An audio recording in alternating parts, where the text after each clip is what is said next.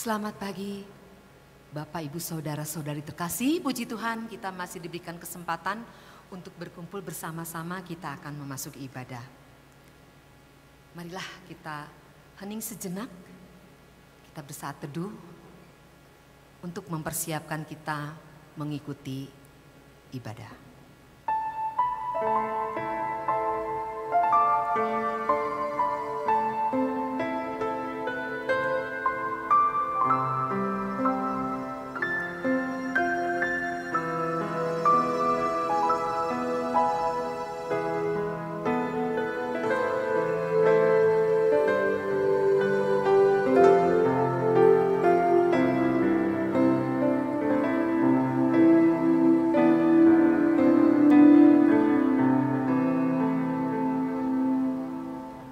Berkat anugerahnya kita bisa berkumpul bersama-sama di tempat ini. Mazmur 143 ayat 8. Perdengarkanlah kasih setiamu kepadaku pada waktu pagi, sebab kepadamulah aku percaya. Beritahukanlah aku jalan yang harus kutempuh, sebab kepadamulah kuangkat jiwaku. Tidak ada yang patut dan layak untuk kita puji dan kita sembah. Hanya Tuhan kita yang bertahta di surga, Raja atas segala raja, dari dulu, sekarang, dan sampai selamanya. Haleluya, mari kita nyanyikan bagi Tuhan nyanyian baru. Pujilah Dia dalam jemaah orang-orang saleh. Umatnya pujilah.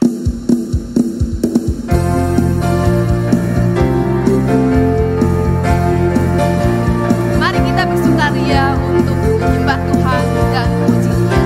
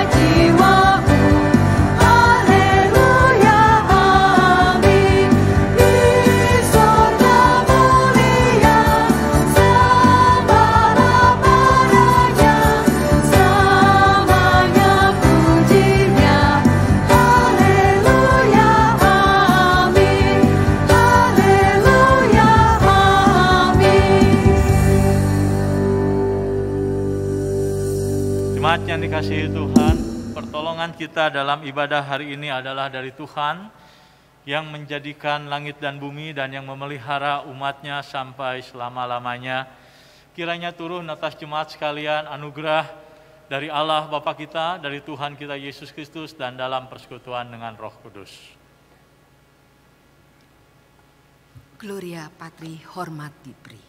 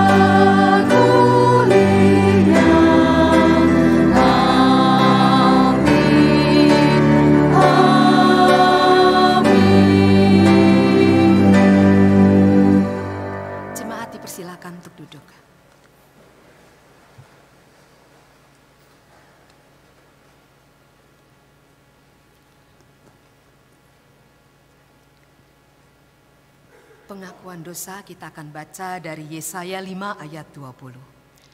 Celakalah mereka yang menyebutkan kejahatan itu baik dan kebaikan itu jahat, yang mengubah kegelapan menjadi terang dan terang menjadi kegelapan, yang mengubah pahit menjadi manis dan manis menjadi pahit.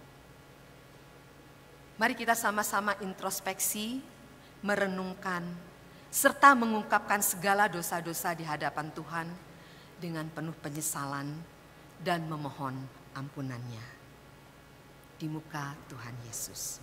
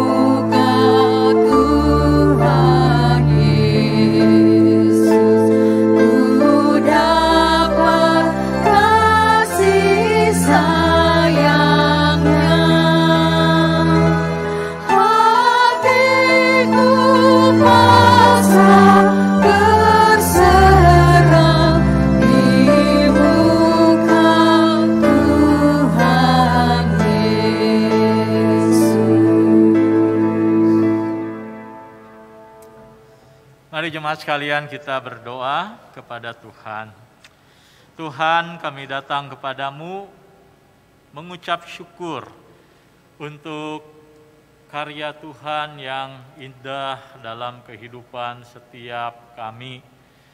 Kami bukan saja mendengar bahwa Allah itu baik, penuh kasih dan anugerah, tetapi kami mengalami sendiri di dalam kehidupan kami kebaikan, kasih dan anugerah Tuhan diberikan kepada kami yang tidak layak untuk menerimanya.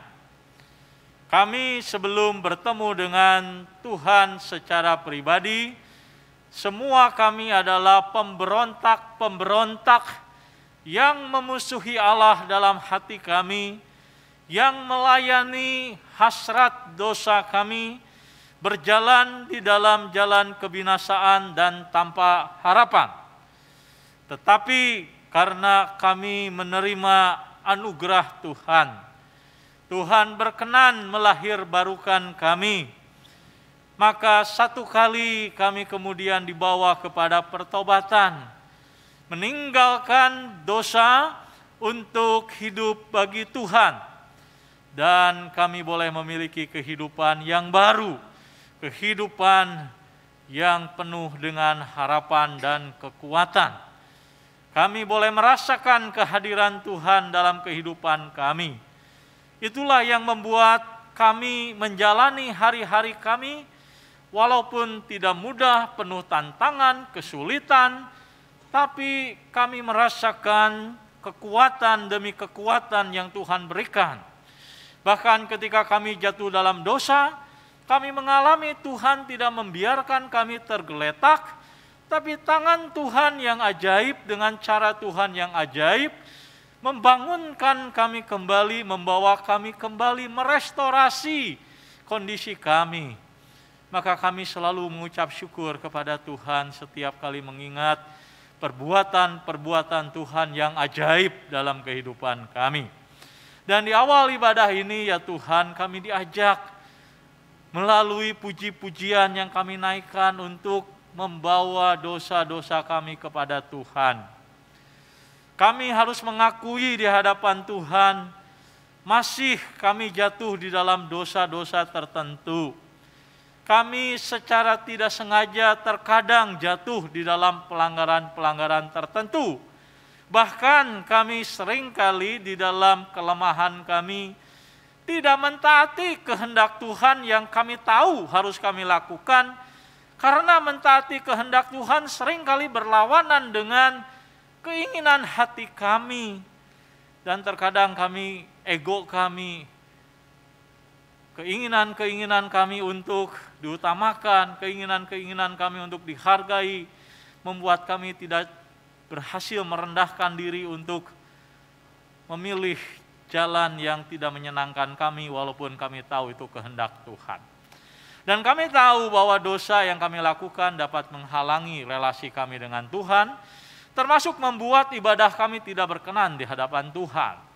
Itulah sebabnya maka kami hari ini datang kepada Tuhan memohon pengampunan, memohon Tuhan memberikan kepada kami, memberikan kepada kami pengampunan, mensucikan kami dari dosa dan pelanggaran kami, supaya kami hari ini ketika beribadah kepada Tuhan, siapapun kami, hatinya boleh disentuh oleh Tuhan, menikmati ibadah ini, pembentukan Tuhan, sarana anugerah Tuhan melalui ibadah hari ini. Di dalam nama Kristus Yesus kami menaikkan doa, syukur, dan permohonan kami. Amin. Saya undang jemaat untuk berdiri. Saya akan membacakan dari Roma pasal yang ke-8 ayat 28. Demikian firman Tuhan. Kita tahu bahwa Dia turut bekerja dalam segala sesuatu demi kebaikan orang-orang yang mengasihi Allah, yaitu mereka yang terpanggil sesuai dengan rencananya. Tuhan memberkati. Saya persilakan untuk duduk kembali.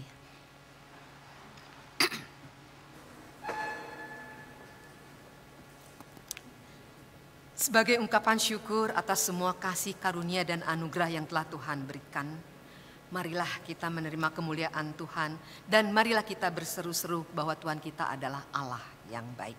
Mari kita naikkan pujian, Allah itu baik. Yang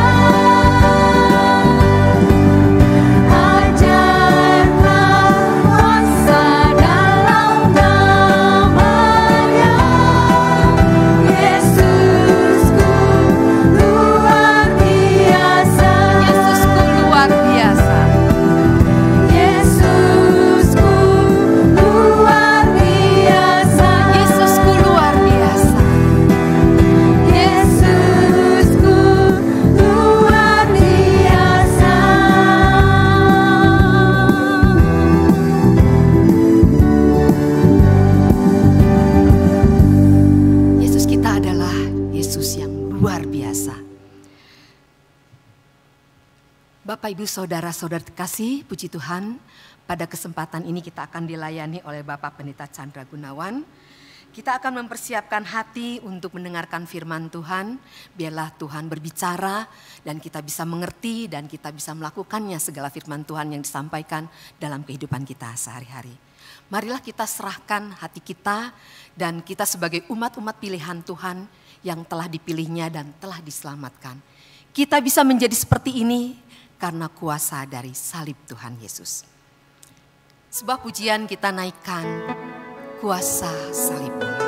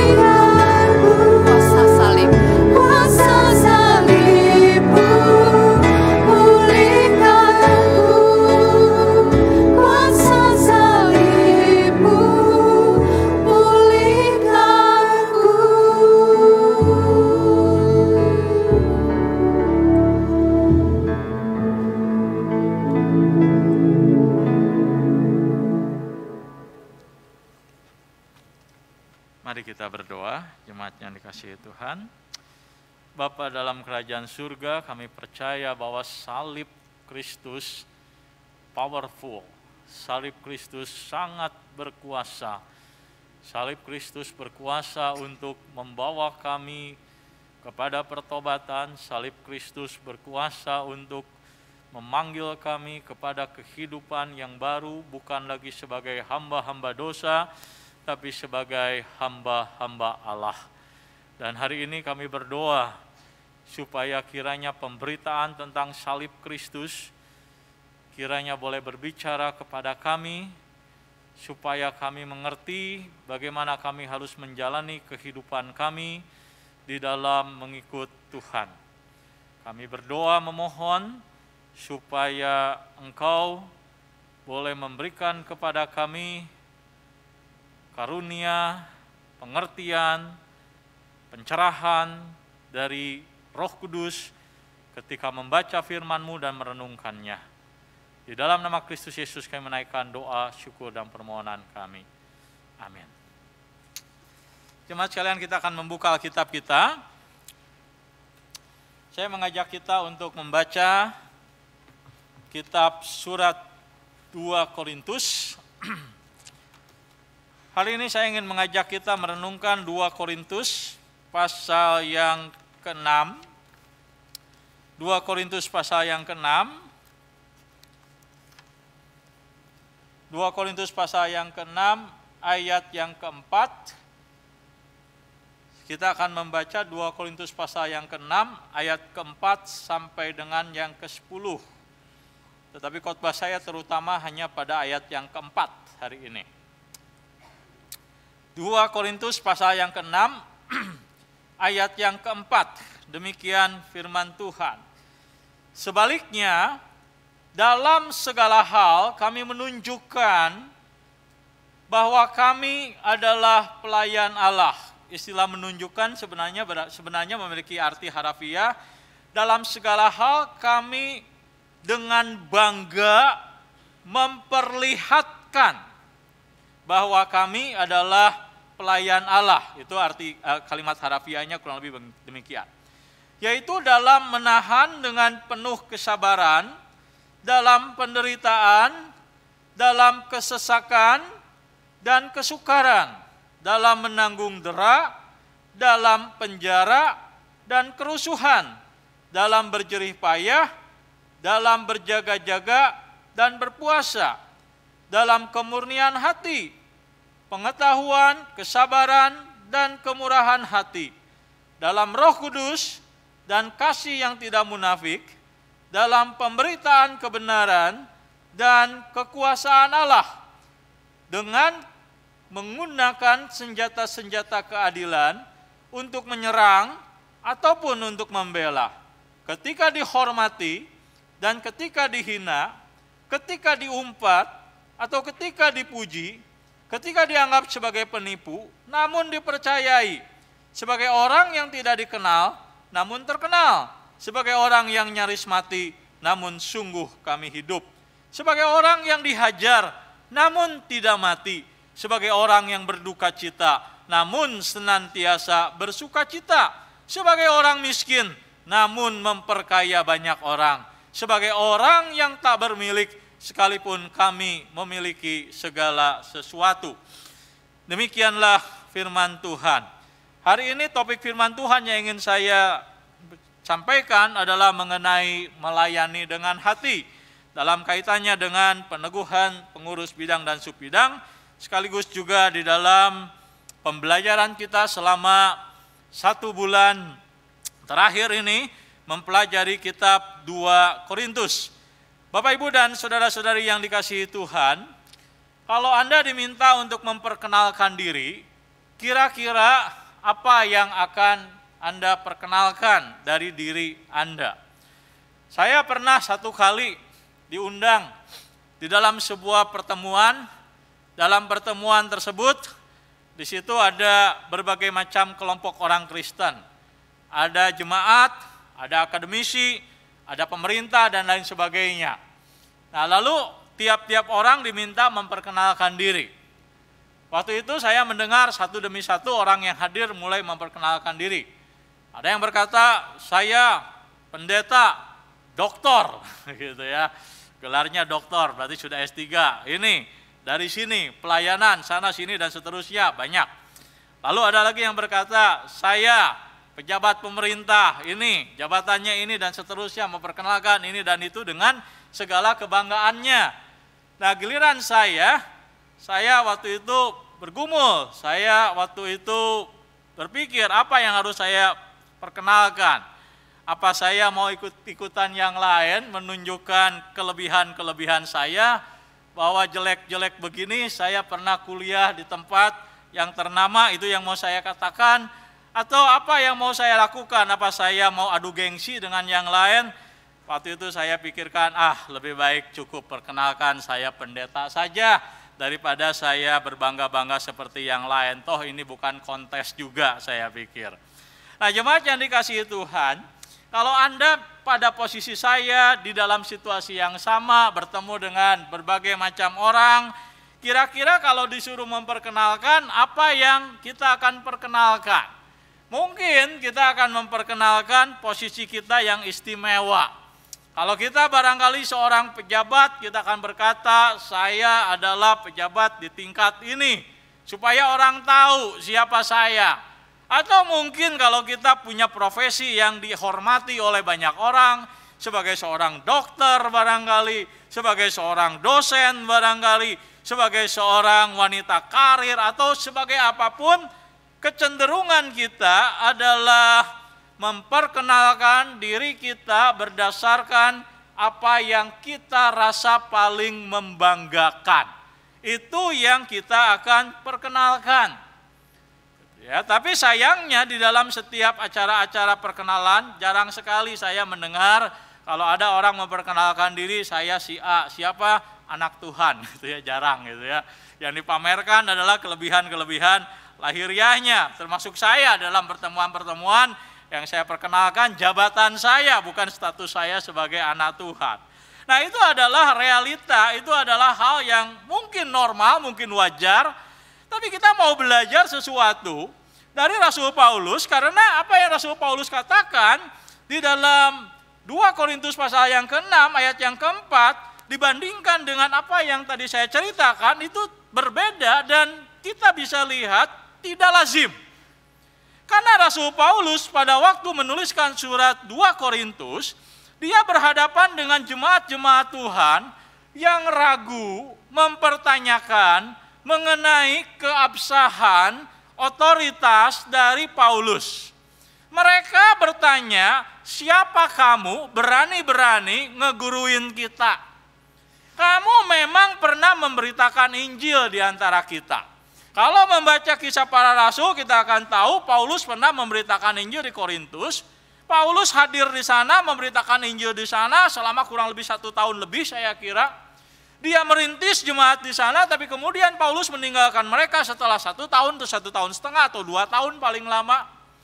Dan kemudian jemaat ini dibesarkan oleh hamba-hamba Tuhan lain yang masuk ke dalam gereja di Korintus.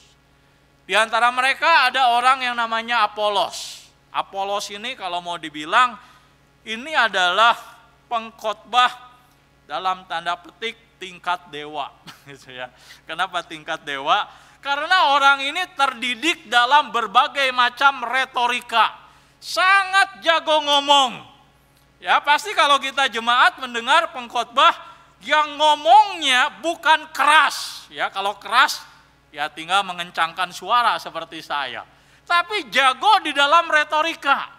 Mengatur bagaimana ide disusun sedemikian rupa, sampai kalau orang dengar khotbah kayak begini, kata bahasa Sunda, unggut-unggutan katanya begitu ya.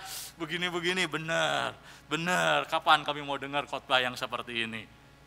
Nah, di dalam jemaat Korintus mereka pernah dilayani oleh pengkhotbah sekelas kaliber tingkat, dalam tanda petik kalau mau dibilang tingkat dewa, namanya Apolos. Dan di dalam jemaat Korintus mereka juga pernah dilayani oleh seorang gembala yang kemampuan dia mengembala itu barangkali sangat istimewa, namanya Petrus. Petrus beda sekali dengan Paulus. Paulus memang dia istimewa. Dia seorang rasul, biasa mengajar, dia seorang rasul, biasa memberitakan Injil. Tapi kalau berbicara melayani jemaat-jemaat, domba-domba Tuhan, enggak ada apa-apanya dibanding dengan yang namanya Petrus. Jemaat ini pernah dilayani oleh orang sebesar Rasul, guru sebesar Petrus. Makanya ketika mereka menerima Rasul Paulus, membaca surat Paulus, Rasul Paulus tiba-tiba ngeritikin mereka. Mereka bertanya kepada Paulus, emang ente siapa? Dalam bahasa orang Betawi barangkali. Emang situ siapa mau ngeritikin kita? Situ di sini cuma 1,5 tahun. Situ meninggalkan kita, yang lain lebih baik daripada kamu. Siapa kamu? Otoritas Paulus dipertanyakan. Tapi bagaimana Rasul Paulus menjawab pertanyaan mereka? Kalau saya jadi Rasul Paulus, mungkin saya akan jatuh dalam kontes membesarkan, mengagungkan diri saya. Kalau saya jadi Rasul Paulus, saya mau bilang kayak begini, kalian nggak tahu ya, saya ini sekolahnya di mana. Jangan main-main. Guru saya itu namanya Gamaliel. Gamaliel itu saudara tahu siapa? Itu adalah suhu di atas segala suhu di dalam kemampuan menafsir dalam menafsir Taurat. Dia adalah guru dari para guru besar. Nah, ini orang yang sangat hebat. Saya ini murid dia, jangan main-main. Terus dalam hal status, kalian jangan main-main. Kalian tahu siapa saya? Saya ini seorang Farisi. Farisi itu apa? Farisi itu bagi orang Kristen itu dianggap orang munafik. Tapi untuk orang Yahudi, untuk orang-orang di zamannya, Farisi itu siapa? Orang-orang yang sangat dihormati, sangat dihargai. Mereka adalah orang-orang yang kalau bertemu dengan orang gak bersalam kayak begini. Orang menyalami dia membungkukkan badan. Kenapa? Karena orang menghormati yang namanya kelompok Farisi. Mereka dianggap saleh dalam kehidupan masyarakat. Walaupun Tuhan Yesus berkata, di dalam kesalehannya manusia tetap orang berdosa. Kesalehan seringkali menjadi kemunafikan. Mungkin Paulus bisa berkata, kalian tidak tahu siapa saya di dalam akademik teologi. Saya ini ahli. Saya ini bukan kelas cacing di dalam teologi. Saya ini ahli Taurat. Namanya ahli. Ahli itu artinya bukan hanya spesialis, dia betul-betul menekuni apa yang dia pelajari. Taurat. Paulus bisa saja membanggakan dirinya. Dia bisa saja berbicara, menyebutkan berbagai macam kelebihan dia untuk menunjukkan siapa dia. Tapi yang aneh adalah di dalam ayat yang keempat, Paulus berkata, dalam segala hal, kapanpun kami bertemu orang, dengan siapapun, dalam situasi yang bagaimanapun, diundang oleh siapapun, dalam segala hal, dalam segala kesempatan, kami dengan bangga menyatakan, menunjukkan bahwa kami ini adalah pelayan Allah. The servant of God. The servants of God. Kami ini adalah hamba Allah. Hamba itu bukan sesuatu yang dibanggakan di zamannya. Hamba itu siapa? Dalam bahasa Yunani digunakan istilah doulos. Sekarang kalau saya menyebut saya adalah hamba Tuhan yang melayani di GKIM Hosana, orang respect waktu saya menyebut hamba Tuhan. Karena istilah hamba Tuhan dihargai di kalangan orang-orang Kristen. Tapi di zaman dulu, di awal abad pertama Masehi, yang namanya hamba itu adalah budak. Itu orang yang gak bernilai. Itu adalah orang yang punya kasta paling rendah di dalam masyarakat.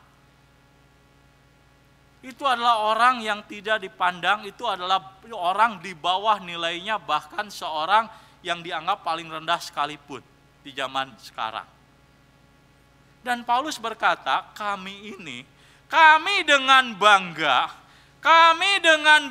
kami nggak malu dengan siapa diri kami adalah hamba Allah, pelayan Allah, itulah kami. Pertanyaannya, kenapa Paulus menyebut dirinya hamba-hamba Allah? Kenapa dia bangga dengan status itu? Kenapa dia nggak malu menyebut dirinya sebagai budak-budak Allah? Kenapa dia bangga? Sampai berkata dengan bangga. Saya kira alasannya adalah karena Rasul Paulus di dalam hidupnya mengalami apa artinya menjadi hamba dosa. Rasul Paulus tahu betul sebelum dia bertemu dengan Kristus dalam perjalanan di Damsyik, dia adalah orang yang merasa diri punya banyak keistimewaan. Maka dia berkata, dibanding orang-orang lain sebangsaku, aku jauh lebih maju dari mereka. Silahkan bandingkan aku dengan orang-orang sebangsaku. Kamu akan melihat aku lebih maju, aku lebih hebat, aku lebih terpandang dibanding mereka semua. Tapi yang Paulus lihat adalah ternyata di luar Kristus dia hanya melihat dirinya hidup menjadi hamba-hamba dosa. Bapak, Ibu, dan jemaat yang dikasihi Tuhan, kemarin saya membaca dalam sebuah tayangan surat kabar sesuatu yang saya sampaikan kepada istri saya ngeri sekali. Saya buka di situ, ada 300 orang menggeruduk sebuah kafe yang buka malam-malam.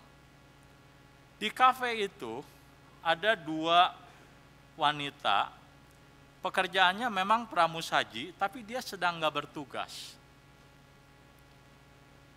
Kemudian apa yang dilakukan oleh 300 orang itu? 300 orang itu, apa yang mereka lakukan? Menyeret 2 wanita ini, ditelanjangi, diceburkan ke laut. 300 orang.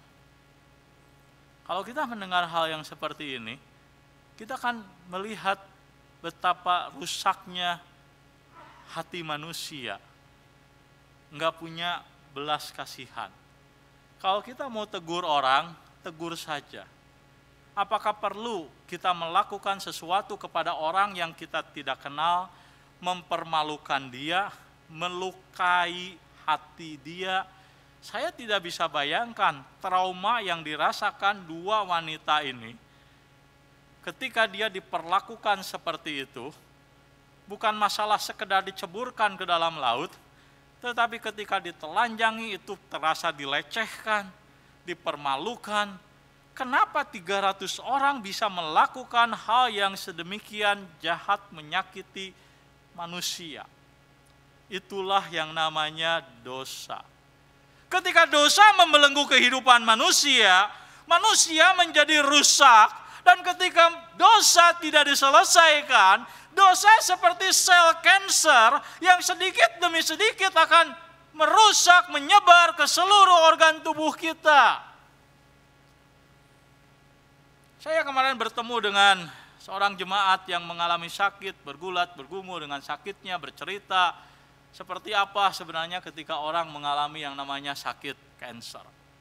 Ketika orang kena kanker, maka sel-sel darah putih atau bening itu mulai menyerang itu.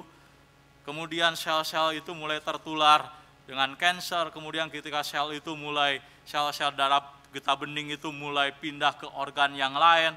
Maka organ yang lain itu kemudian mulai terjangkit sel-sel kanker yang terbawa oleh getah bening itu. Sehingga kemudian dari satu organ kena, ketika sel-sel itu mulai pindah dari satu organ ke organ yang lain, maka organ yang lain kena. Dan kemudian satu demi satu organ-organ tubuh kita mulai terjangkit, tersebar sel kanker itu. Maka kemudian kita mengalami stadium demi stadium yang semakin meningkat. Dan kita dalam kondisi yang sangat fatal. Dosa itu seperti itu. Dosa ketika dibiarkan, ketika tidak diselesaikan, ketika dosa terus bercokol dalam kehidupan kita, itu tidak menjadi aspek yang pasif dalam diri kita. Tapi dosa itu aktif, terus-menerus menggerogoti hidup kita. Membuat kita makin hari makin rusak, membuat kita makin hari makin melawan Tuhan, membuat kita makin hari makin memberontak terhadap Tuhan. Dan itulah yang dirasakan Rasul Paulus ketika dia belum bertemu dengan Tuhan. Saya yakin dia bergulat bergumul tiap hari berdoa kepada Tuhan.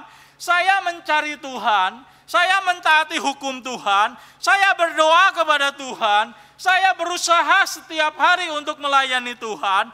Tapi di dalam diri saya menyadari saya ada sesuatu, ada monster yang terus menggerogoti diri saya. Ada kebencian yang terus menguasai hati saya. Ada ketidaktenangan dalam hidup saya, nggak ada damai. Dan Paulus tahu itu adalah kuasa dosa. Cuman dia nggak bisa apa-apa. Dia menyadari makin hari hidupnya makin rusak. Tapi dia kemudian mengalami satu kali dalam perjalanan melakukan dosa. Mengejar-ngejar orang Kristen untuk dibinasakan, Tuhan berkenan menjumpai dia. Dan kemudian dia mengalami pertobatan. Dan ketika dia mengalami pertobatan, dia mengalami sesuatu yang ajaib. Apa sesuatu yang ajaib itu? Dia mengalami di sana Tuhan bukan hanya mencelikkan dia dari kebutaan rohani. Dia mengalami itu. 3 hari lamanya dia hidup di dalam kegelapan, itu gambaran bahwa Paulus bergulat bergumul dengan kegelapan hidupnya dalam dosa. Dia tidak paham kenapa selama ini dia mencari Tuhan, tapi justru dia melawan Tuhan. Maka ketika Tuhan memakai Ananias berdoa kepada Tuhan, mata dia bisa melihat lagi, itu gambaran Alkitab bahwa sekarang dia sudah dicelikkan dari kegelapan dosa. Dia sekarang bisa mengerti bahwa ternyata dulu di dalam segala kebaikan dia, di dalam segala keistimewaan dia, walaupun dia menganggap dirinya rohani, tetapi dia tetap orang berdosa yang berjalan di dalam jalan kebinasaan, menjadi hamba dosa.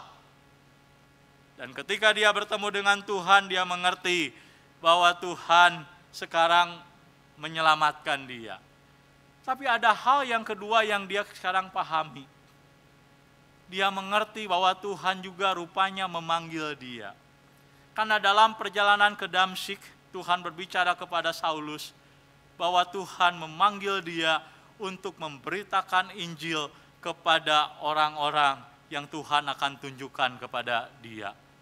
Orang-orang yang berdosa seperti dia sebelum percaya kepada Tuhan. Bangsa-bangsa bukan Yahudi yang berteriak mencari keselamatan. Maka dia mengerti bahwa dia dipanggil Tuhan. Dia bukan hanya menerima anugerah dilepaskan dari perbudakan dosa, tapi dia dipanggil sekarang untuk melayani Tuhan. Maka di dalam Roma pasal 6 Rasul Paulus berkata, dulu aku hamba dosa. Dulu saya hamba dosa. Dulu Anda hamba dosa. Tapi ketika Yesus menyelamatkan hidup kita, maka Allah memanggil kita menjadi hamba-hamba Allah. Artinya apa? Menjadi orang-orang yang akan melayani Tuhan. Yang hidup bukan lagi untuk diri sendiri, hidup bukan mengejar kesenangan diri, hidup bukan mengejar ambisi diri, hidup bukan untuk mengejar apa yang dunia tawarkan, tapi hidup untuk melayani Tuhan. Itu panggilan yang Rasul Paulus terima dari Tuhan, itu panggilan yang kita terima dari Tuhan, itu panggilan yang diberikan kepada Anda, kepada saya ketika kita percaya kepada Tuhan. Makanya Rasul Paulus melihat tidak ada identitas yang lebih membanggakan dari dia selain daripada menjadi hamba Tuhan. Menjadi orang yang menerima panggilan Tuhan untuk melayani Tuhan. Itu sesuatu yang paling membanggakan dibandingkan segala hal yang lain. Maka Rasul Paulus merasa dia tidak malu, bahkan dengan bangga dia berkata, saya dengan bangga mengatakan dalam setiap kesempatan, dalam segala hal, segala waktu, Kalau orang mempertanyakan siapa kamu, saya selalu berkata saya adalah hamba Allah. Saya adalah hamba Allah. Dan orang barangkali bertanya, seperti jemaat Korintus ini bertanya kepada Paulus, oke, kamu ngaku hamba Allah boleh, semua orang juga ngakunya begitu, hamba Allah. Lalu tahu dari mana kami bahwa kamu itu hamba Allah yang sejati? Kamu bukan hamba Tuhan abal-abal, kamu bukan hamba Tuhan KW, mau KW 1, KW 2, tapi kamu hamba Tuhan yang genuine. Tahu dari mana? Maka dalam ayat yang kelima, Rasul Paulus sampai dengan ayat yang ketujuh, dia berkata seperti ini. Kami menunjukkan gitu ya, dengan bangga memperlihatkan diri kami sebagai pelayan Allah, sebagai hamba Allah dengan jalan apa? Dengan jalan kami menahan dengan penuh kesabaran. Dengan jalan kami memiliki kesabaran, kesetiaan di dalam melayani Tuhan, khususnya ketika kami mengalami yang namanya suffering, mengalami yang namanya penderitaan. Dengan kata lain, Paulus mau ngomong apa? Kamu mau tahu ciri hamba Tuhan sejati itu apa? Ciri seorang pelayan Tuhan yang sejati itu yang seperti apa? Orang yang melayani Tuhan, yang betul-betul secara genuine melayani Tuhan, cirinya apa? Itu bukan pada kelebihan-kelebihan lahiriahnya, bukan pada kemampuan dia memanage pelayanan, bukan pada kemampuan dia dalam berkhotbah, bukan pada kemampuan dia melakukan ini dan itu, bukan pada karunia-karunia yang luar biasa, bukan, tapi pada apa? Pada kesetiaan, pada kesabaran di dalam melayani Tuhan, khususnya ketika pelayanan menjadi sangat tidak mudah. Disitulah kesetiaan, kesabaran seorang yang melayani Tuhan menjadi ciri daripada kepada kesejatian seorang pelayan Tuhan. Maka Paulus berbicara dalam ayat 5 sampai dengan ayat yang ke-6. Penderitaan, ayat ke-4 sampai ayat yang ke-5, maksud saya penderitaan apa yang dia alami. Ada 9 penderitaan yang Paulus bicarakan. Di dalam pelayanan saya mengerti, menyadari sekali, ada banyak tantangan dalam pelayanan. Ada orang-orang tertentu yang berkata, saya dalam pelayanan, saya mengalami yang namanya luka batin. Kenapa luka batin? Karena di dalam pelayanan saya lebih banyak dikritik daripada dihargai. Kritik yang saya terima lebih banyak dibanding rasa terima kasih yang disampaikan. Sehingga dia berkata luka batin dalam pelayanan, cukup 2 periode saja, tidak mau lagi melayani lebih lanjut. Ada orang-orang tertentu dalam pelayanan, dia merasa pelayanan begitu menyakitkan. Kenapa? Karena di dalam pelayanan dia merasa berjuang seorang diri. Dia merasa dalam pelayanan walaupun dia ingin melakukan hal yang baik tapi nggak didukung. Dalam pelayanan ditembelehkeun sama orang lain. Katanya kulturnya kalau dalam pelayanan kalau seorang bilang mau, maka dia akan terus disuruh sampai dia mampus, katanya begitu. Sampai dari mau jadi mampus, katanya. Ditembelehkeun semua pelayanan sama dia sehingga pelayanan menjadi bikin dia kapok. Kayak dieksploitasi. Di dalam pelayanan orang bisa mengalami pergumulan, dalam pelayanan orang bisa mengalami kesukaran, dalam pelayanan orang bisa terluka. Tapi Rasul Paulus juga mengalami hal yang sama. Coba perhatikan di dalam ayat yang keempat apa yang Rasul Paulus alami. Dia mengatakan dalam pelayanan dia mengalami penderitaan. Penderitaan itu identik dengan apa? Sesuatu yang menyakitkan. Kalau Anda dalam melayani Tuhan terkadang merasa sakit, terluka, Rasul Paulus pernah mengalami hal yang sama. Bukan cuma mengalami penderitaan, mengalami kesesakan. Kalau Anda dan saya dalam penderitaan, dalam pelayanan mengalami sampai beban pelayanan itu menekan, kayak orang itu sesak nafas, nggak bisa bernafas, secara emosi kita begitu tertekan. Paulus pernah mengalami itu. Maka dia menyebut dalam pelayanan mengalami kesesakan. Mengalami kesukaran, artinya apa? Dalam pelayanan berhadapan dengan masalah yang nggak ada solusinya. Sesuatu yang sukar, tidak bisa dipecahkan, masalahnya rumit sekali. Paulus pernah mengalami itu. Bahkan Paulus berkata dalam pelayanan dia menanggung dera. Dera itu apa? Dera itu istilah yang digunakan untuk seseorang yang dihukum 40 kali pukulan, cambukan, dengan sebuah cambuk berkepala 3, sejumlah 39 kali. Paulus pernah mengalami itu. Bukan hanya didera secara fisik, Paulus mengalami pernah di dalam penjara walaupun dia tidak pernah melakukan kejahatan, dia dijebloskan ke dalam penjara, dia difitnah. Dia pernah mengalami dalam pelayanan terjadi kerusuhan, digebukin, dilempari batu, dipentung, dihajar preman. Dia pernah mengalami itu. Dalam pelayanan dia berjerih payah, dia bekerja keras, dia mengalami yang namanya kemiskinan, berjuang setengah mati dalam pelayanan. Dia harus berjaga-jaga dalam pelayanan. Artinya apa?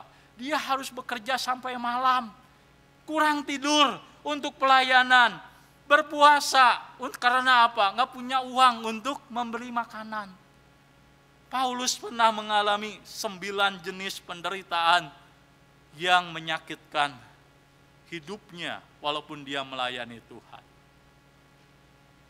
Tapi Paulus berkata, di dalam pelayanan dia tidak pernah meninggalkan Tuhan. Dia tidak pernah menyerah. Dia berserah. Dia setia. Dia bersabar sampai akhir. Orang sabar itu kayak apa? Saya pernah, dalam waktu saya sakit, saya melatih diri saya olahraga kardio. Setiap hari saya berlari melalui pakai treadmill. Melatih supaya jantung saya kuat. Maka awal-awal saya berlari mulai dari kecepatan 6 km selama 2 menit, naikin lagi 6,5 selama 3 menit, naikin lagi, terus naikin lagi. Saya berlari kurang lebih selama 50 menit. Kapan saya paling merasa tidak kuat? Paling merasa tidak kuat adalah 10 menit terakhir, di mana saya harus berlari mulai dari 6 kilo, 6,5, 7 sampai dengan 9 kilometer. Kaki itu sudah nyut-nyutan, nafas sudah ngap-ngapan. Tapi saya menyadari saya harus melatih yang namanya endurance untuk nafas saya, untuk melatih jantung saya. Maka saya mencoba bertahan, berlari, walaupun pengennya berhenti. Tapi saya merasa saya harus lanjut, selesaikan. Ini endurance, ini latihan untuk membuat saya tetap kuat. Akhirnya selesai juga sampai akhir. Nah, kesabaran itu seperti itu. Di dalam pelayanan ada kalanya kita merasa nggak kuat lagi. Di dalam pelayanan ada masanya kita merasa dimanfaatkan orang, ada rasanya kita dihina, ada rasanya kita ditinggalkan, ada kalanya kita merasa disepelekan dan kita berkata nggak kuat lagi. Saya nggak kuat lagi pelayanan seperti ini. Tapi seorang hamba Allah yang sejati, seorang hamba Tuhan yang sejati, dia tahu betul bahwa konsekuensi untuk melayani Tuhan adalah kepentingan Tuhan, pelayanan pekerjaan Tuhan adalah misi utama dia, prioritas dia. Dia sedang melayani Tuhan dan bukan mencari kesenangan pribadi. Dia sedang melayani Tuhan bukan mencari pujian manusia. Dia sedang melayani Tuhan dan bukan mencari penerimaan manusia. Maka Rasul Paulus di dalam pelayanannya memberitakan Injil. Dari kota ke kota, orang menolak dia, orang mengusir dia, orang memukul dia, orang mengkhianati dia, orang mencelakakan dia. Tapi Rasul Paulus tetap setia sampai akhir di dalam pelayanannya. Kenapa dia nggak kecewa? Karena dia tahu bahwa dia adalah hamba Tuhan yang tugasnya adalah melayani Tuhan dan bukan mencari apa yang dia ingin dapatkan. Secara manusia saya yakin Rasul Paulus ingin mendapatkan rasa hormat yang wajar. Secara manusia Rasul Paulus ingin melihat adanya penerimaan. Secara manusia dia ingin melihat orang-orang yang dia layani bersikap ramah kepada dia. Bukan seperti jemaat Korintus ini. Tapi Rasul Paulus menyadari panggilan dia bukan mencari hal-hal yang menyenangkan diri dia, tetapi panggilan dia adalah melayani Tuhan. Kalau Tuhan ingin Paulus melayani jemaat Korintus yang bandel, yang jelek, yang jahat ini sampai akhir, maka Paulus akan tetap dengan setia melakukannya. Dan itulah yang Paulus lakukan. Dan Paulus tunjukkan kepada jemaat di kota Korintus. Lihat di dalam pelayanan, penderitaan yang dia alami, kesukaran yang Rasul Paulus alami, menunjukkan kemurnian, motivasi dia di dalam mengikut Tuhan. Dan saya kira itulah alasannya kenapa Tuhan mengizinkan di dalam pelayanan kita berhadapan dengan tantangan, bahkan dengan tentangan, baik di gereja atau di luar gereja. Kalau ibu bapak menjadi seorang hamba Tuhan, bukan seperti pendeta penginjil, tapi orang yang dipanggil Tuhan melayani di dunia, Bapak Ibu, sebagai utusan-utusan Kristus, menyaksikan Kristus kepada keluarga, kepada saudara, kepada sahabat. Kenapa kita berhadapan dengan tantangan, dengan tentangan? Kadang-kadang kita nggak diterima, kadang-kadang kita dikritik, kadang-kadang kita ditekan, kadang-kadang kita dilemahkan. Kenapa Tuhan mengizinkan hal itu terjadi dalam kehidupan kita? Jawabannya adalah karena itu adalah cara Tuhan, salah satu cara Tuhan di dalam memurnikan motivasi kita di dalam melayani. Itu cara yang Tuhan gunakan. Rasul Paulus mengerti itu. Jemaat yang dikasihi Tuhan, ada seorang bapak, namanya Mel Trotter. Dia adalah seorang pejabat gereja. Masalahnya apa? Masalahnya dia adalah seorang alkoholik. Dia terlibat dengan minuman keras. Dia terlibat dengan yang namanya judi. Pejabat gereja tapi hidupnya terikat dengan dosa-dosa seperti itu. Dia berulang kali kehilangan banyak harta. Tuhan izinkan.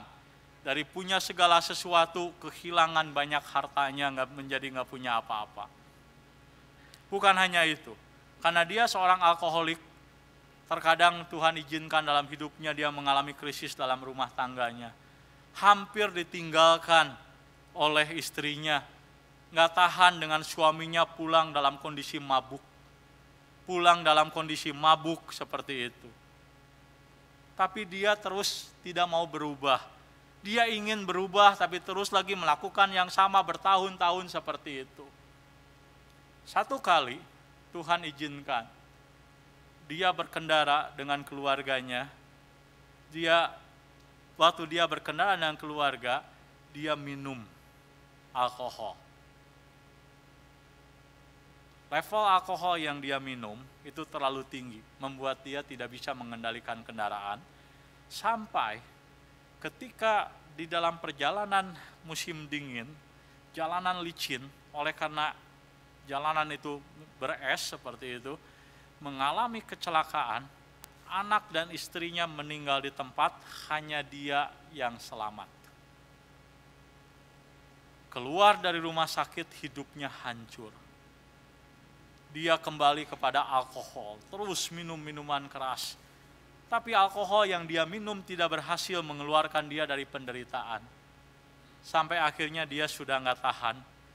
Di satu musim dingin, dia keluar, dia nggak pakai baju, dia nggak pakai sepatu.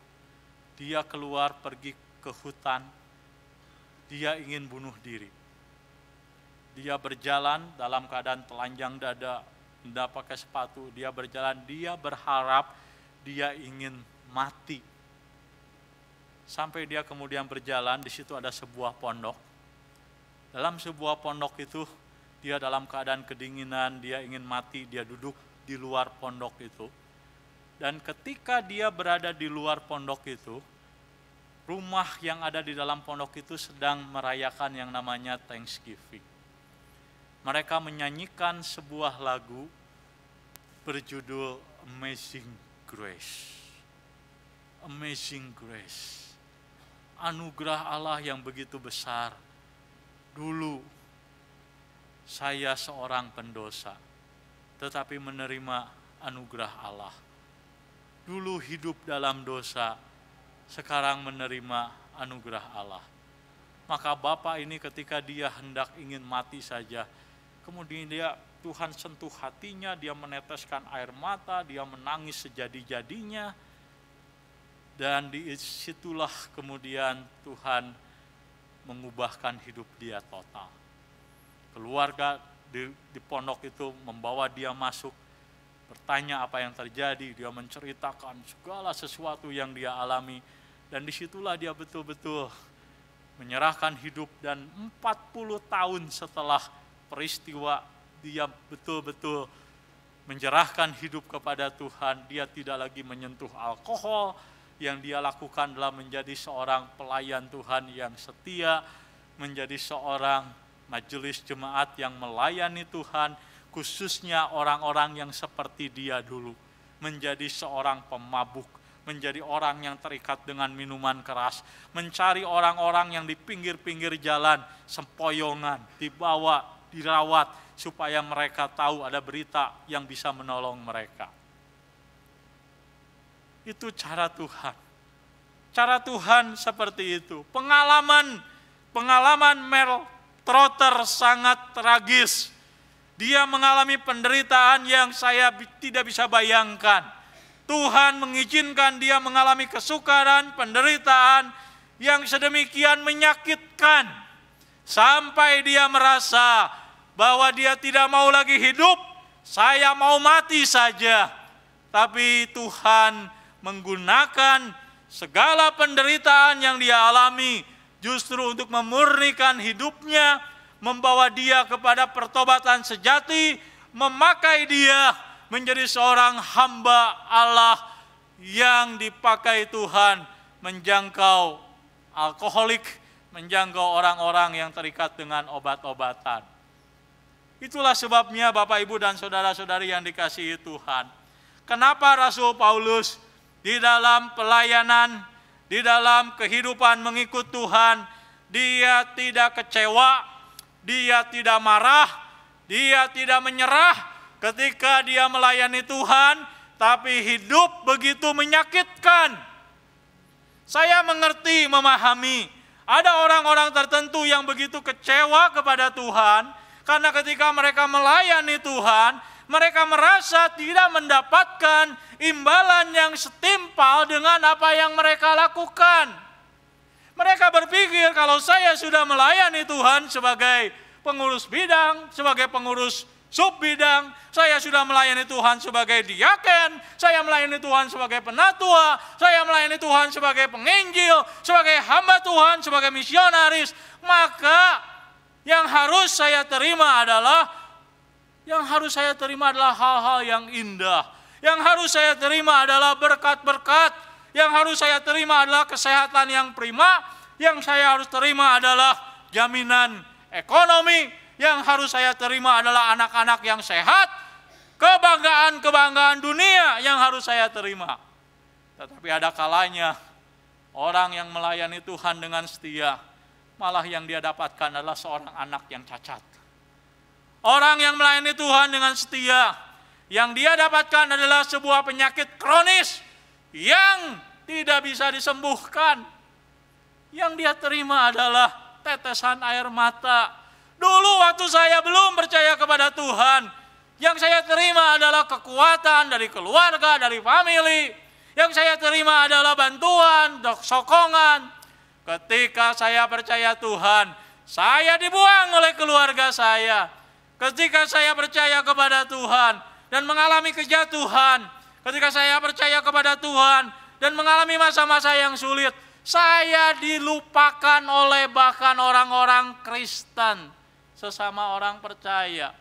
Itu bisa terjadi dalam kehidupan kita dan kita menjadi sangat kecewa kepada Tuhan dan berkata, untuk apa saya melayani Tuhan kalau demikian? Jemaat yang dikasihi Tuhan, apa rahasianya sehingga Rasul Paulus dia bisa bertahan di dalam penderitaan waktu dia melayani Tuhan? Apa rahasianya? Saya yakin kalau Rasul Paulus ditanya, kita bertanya kepada Rasul Paulus, apa yang menjadi rahasiamu sehingga engkau bisa bertahan melayani Tuhan dengan setia walaupun tantangan yang kamu hadapi tidak mudah? Saya kira Paulus akan menjawab dua hal. Pertama, Paulus akan berkata, saya melihat kepada penderitaan Kristus. Paulus mengalami 9 penderitaan yang dia alami. Ini luar biasa. Saya dalam pelayanan pernah mengalami kesukaran. Rekan-rekan dalam pelayanan pernah mengalami kesukaran. Tapi kita kalau dibanding Paulus, kesukaran kita belum seberapa. Tapi Paulus ketika mengalami kesukaran, saya yakin dia tidak membandingkan kesukaran dia dengan kesukaran kita yang lebih enteng dari dia. Tapi dia membandingkan kesukaran dia dengan apa yang Kristus lakukan di atas Golgota, penderitaan yang dia alami di atas Golgota bagi Rasul Paulus. Apa yang Kristus lakukan di Golgota bagi kita? Apa yang Yesus alami di Golgota saat dia disalibkan, saat dia mati? Yang kita lihat di dalam Alkitab adalah bahwa ketika Yesus disalibkan, maka dia mengalami penderitaan yang luar biasa secara fisik, secara emosi. Dia mengalami penderitaan yang luar biasa. Dia dihina, dia disalibkan, dia diberikan mahkota duri, dia dipukuli, dia dilukai. Tetapi penderitaan terbesar Yesus bukanlah fisik yang terluka, emosi direndahkan oleh orang-orang yang dia layani, bukan. Penderitaan dia yang terbesar di atas Golgota adalah ketika dosa-dosa kita ditimpakan kepada Yesus. Ketika dosa-dosa kita diletakkan dalam diri Yesus. Dan ketika Allah menghukum Yesus oleh karena dosa-dosa kita. Kita yang berbohong, Yesus yang menanggung kebohongan kita. Ketika kita selingkuh, Yesus yang menanggung perselingkuhan kita.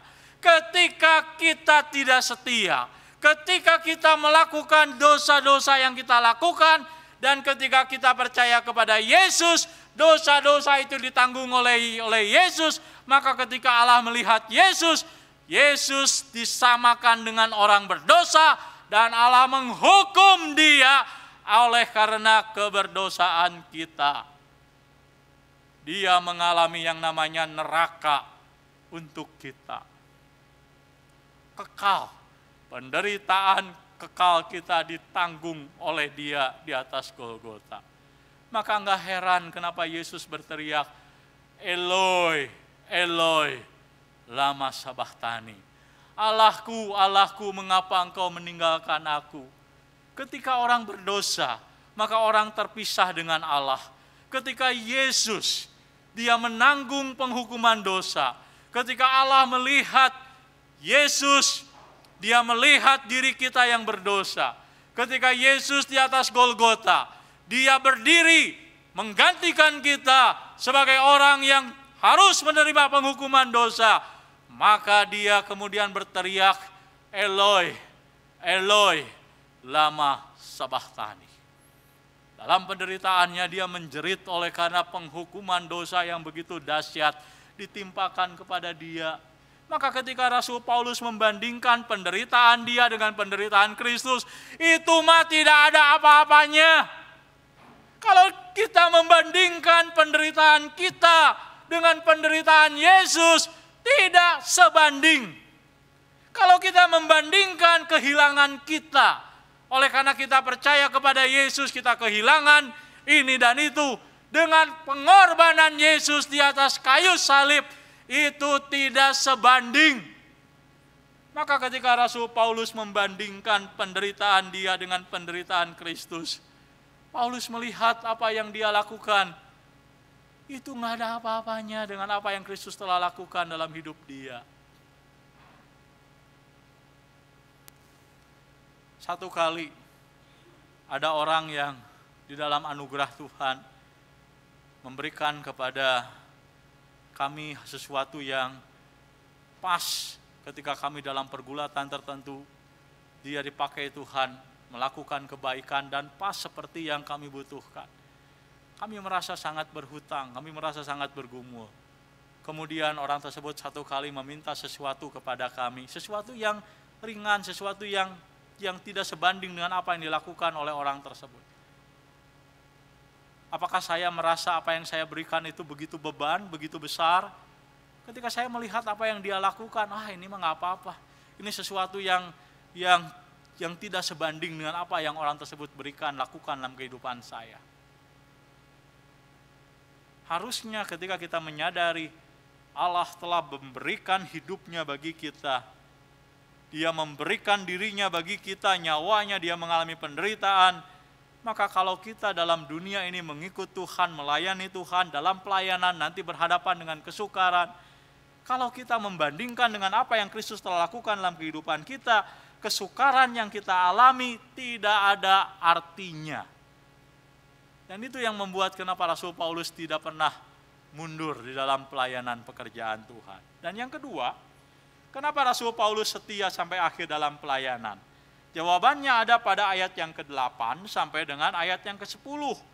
Di sana Rasul Paulus mengalami bagaimana Tuhan itu bekerja dalam hidup dia. Ketika orang menghina dia, dia dihormati. Ketika dihormati, begitu dalam ayat yang ke-8, dan ketika dihina. Satu kali dia dihina, tapi dia merasa dia mengalami Tuhan menghargai, menghormati dia. Dia diumpat, tapi nggak masalah, karena Tuhan memuji dia. Dia dianggap penipu, tapi nggak masalah, karena dia tahu Tuhan mempercayai dia.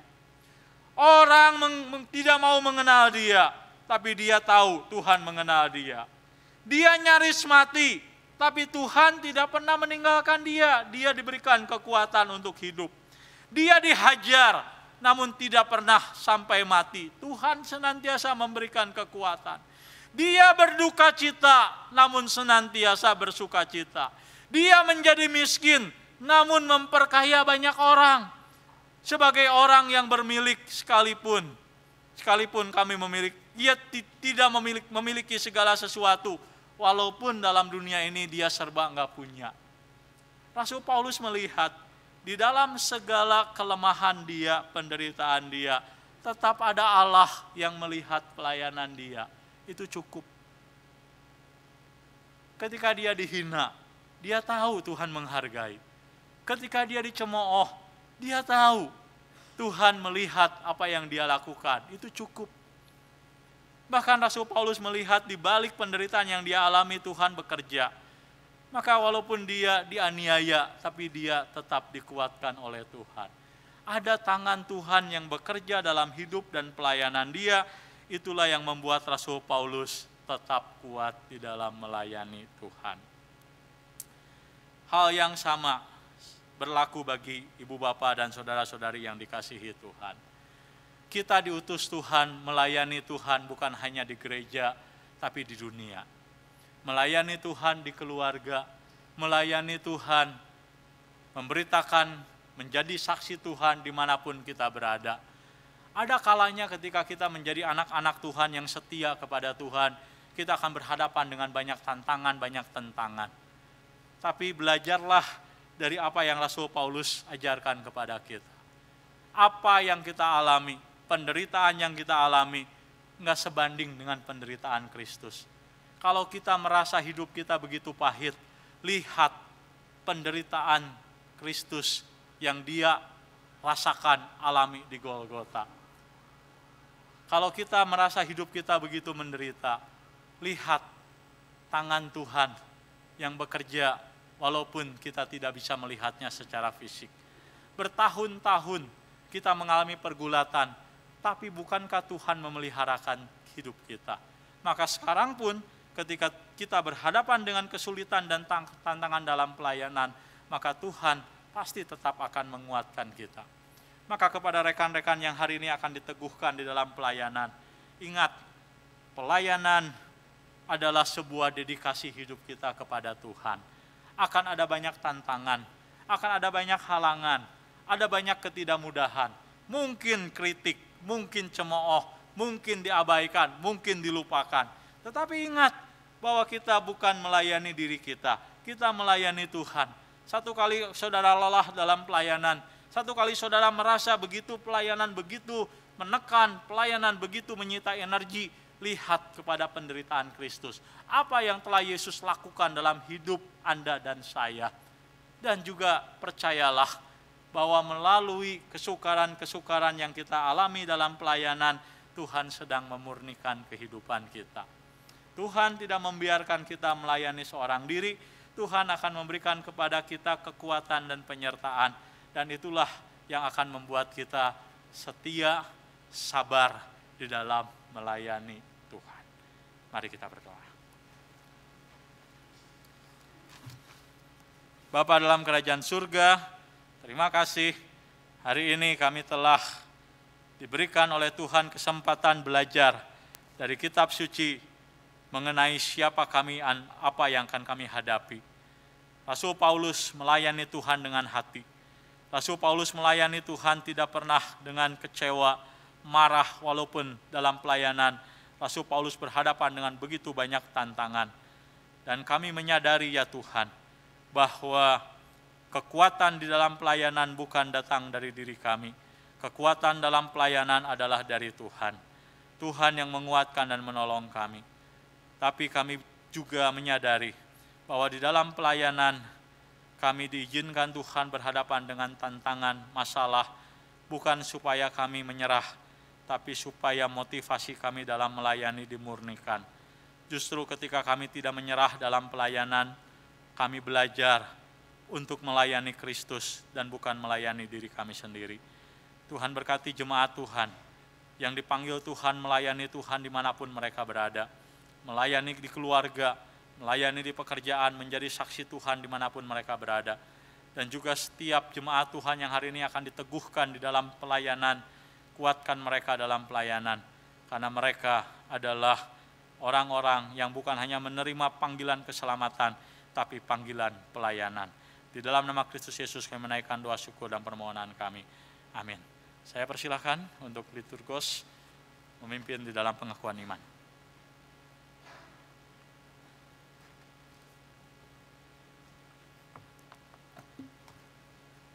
Terima kasih kepada Bapak Pendeta Chandra Gunawan yang telah menguraikan firman Tuhan untuk kita semua. Saya undang Bapak, Ibu, Saudara-saudari kasih untuk bangkit berdiri. Mari kita respon firman Tuhan yang telah disampaikan dengan menyatakan pengakuan iman kita.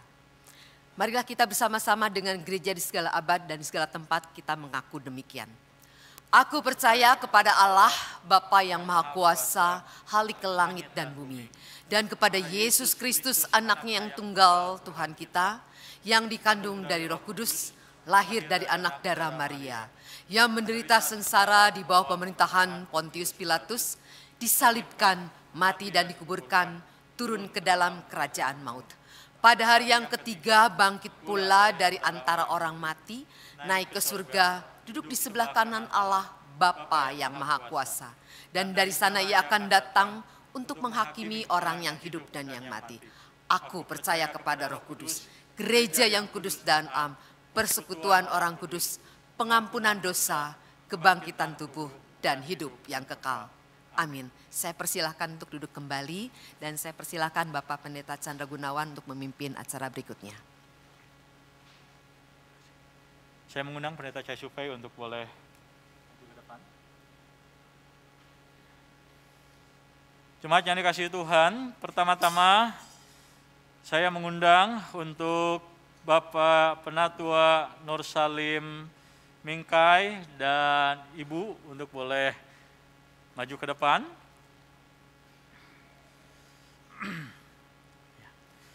Jemaat yang dikasihi Tuhan, kitab suci mengajarkan kepada kita di dalam 1 Tesalonika pasal yang kelima, ayat yang ke-12 dan 13, kami meminta kepadamu saudara-saudara supaya kamu menghormati mereka yang bekerja keras di antara kamu, yang memimpin kamu dalam Tuhan, dan yang menegur kamu, dan supaya kamu sungguh-sungguh menjunjung mereka dalam kasih karena pekerjaan mereka. Hiduplah selalu dalam damai seorang dengan yang lain. Adalah ajaran firman Tuhan bagi kita untuk menghargai, menghormati setiap orang-orang yang telah memberi diri mereka di dalam pelayanan. Dan di dalam periode pelayanan, Bapak Penatua Nur Salim Mingkai telah melayani sebagai penatua jemaat selama 2 periode, artinya selama 8 tahun secara berturut-turut. Dan sesuai dengan tata gereja Sinode GKIM, maka seorang penatua yang telah menyelesaikan pelayanan selama 8 tahun berturut-turut sesuai dengan periodenya, maka penatua tersebut diharapkan untuk boleh mengambil waktu beristirahat dari pelayanan struktur, dari kemajelisan dan dari kepenatuaan, tetapi tetap diharapkan untuk terlibat di dalam pelayanan pekerjaan Tuhan. Nah, itulah sebabnya, maka hari ini kita bersama-sama dengan jemaat Tuhan, kita mengucap syukur kepada Tuhan untuk kesetiaan pelayanan Bapak Penatua Nur Salim Mingkai di dalam tugas pelayanan selama ini sebagai penatua jemaat yang melayani sebagai bendahara gereja, tapi juga melayani sebagai ketua bidang pembinaan. Dan tentu di dalam pelayanan, Penatua Mingkai di dalam pelayanan disertai dengan istri, Ibu Vivi, yang senantiasa memberikan kekuatan di dalam pelayanan. Itulah sebabnya mewakili semua anggota Majelis Jemaat, sekaligus juga mewakili jemaat, kami mengucapkan terima kasih yang sedalam-dalamnya kepada Penatua Nur Salim Mingkai dan juga Ibu Vivi. Dan untuk itu saya mengundang Pendeta Chai Sufei untuk boleh memimpin doa, mengucap syukur dan mendoakan untuk Penatua Nur Salim Mingkai dan keluarga. Saya persilahkan. Saya juga mengajak jemaat untuk mendukung di dalam doa. Mari kita berdoa. Tuhan, kami bersyukur dan terima kasih kalau Tuhan sudah menyertai Penatua Nur Salim Mingkai boleh melayani sebagai majelis atau penatua di gereja Wasana ini berturut-turut 2 periode. Kami tahu kalau beliau bisa menyelesaikannya secara struktural, itu semua karena anugerah Tuhan, bukan semata-mata karena kekuatan diri sendiri, tetapi karena Tuhan yang menyertai. Tuhan telah memberikan kepadanya juga kesetiaan hingga dia boleh melayani di dalam kemajelisan dan juga dukungan dari istri maupun juga anak-anaknya. Dan sesuai dengan aturan dari sinode yang sudah melayani selama 2 periode boleh harus untuk sementara istirahat atau untuk sementara turun, tidak duduk di dalam struktural. Kiranya Tuhan yang akan terus menolong supaya masa istirahat sejenak ini boleh digunakan dengan sebaik-baiknya. Dan walaupun Tuhan secara struktural tidak bisa menjawab atau melayani dalam kemajelisan, tetapi kiranya Kau akan tolong agar Penatua Nur Salim tetap boleh melayani sesuai dengan karunia yang Tuhan sudah berikan walaupun tidak mungkin berjabatan. Dan kami tetap mau menyerahkan Tuhan untuk pelayanannya, untuk kehidupannya, untuk keluarganya. Tuhan juga memberkati di mana Engkau tempatkan dia dan serta keluarga tetap boleh menjadi berkat. Dengar doa kami yang kami pohonkan dalam nama Tuhan Yesus Kristus kami berdoa. Amin. Ya. Silakan kembali ke tempat duduk Bapak dan Ibu.